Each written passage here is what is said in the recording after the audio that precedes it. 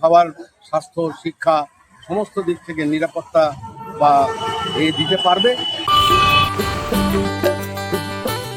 2026 নির্বাচন আসছে, বাংলার জন্য কাকে চাইছেন? বিষয়টা হচ্ছে যে আমরা অতি সাধারণ মানুষ, সেই দিক থেকে দাঁড়িয়ে আমরা সবসময় চিন্তা করব আমাদের মতো সাধারণ মানুষ, খেটে খাওয়া মানুষ, তারপরে শ্রমজীবী মানুষ যারা শ্রমিক রয়েছে, তারা যাতে অন্ততপক্ষে তাদের সংসার, তাদের ছেলে মেয়ে, তাদের ভবিষ্যৎ এইসব যাতে একটু সচ্ছলতার সঙ্গে দিন যাপন করতে পারে, সেই রকম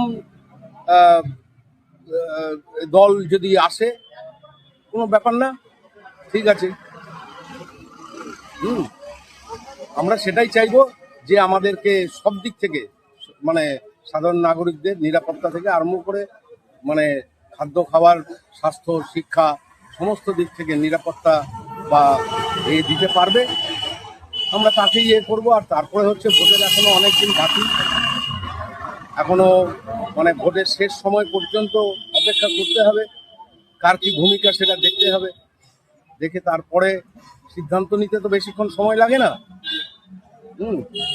কেন, যেহেতু আমরা প্রত্যক্ষভাবে কোনো রাজনীতি করি না, রাজনীতির সঙ্গে যুক্ত না, সেই কারণেই আমাদের সিদ্ধান্ত নিতে খুব বেশি দেরি হবে না। শেষ সময় মুহূর্ত পর্যন্ত অপেক্ষা করব, দেখব কার কি ভূমিকা, সেই অনুযায়ী সিদ্ধান্ত নিয়ে আমরা ভোট দিয়ে যাব।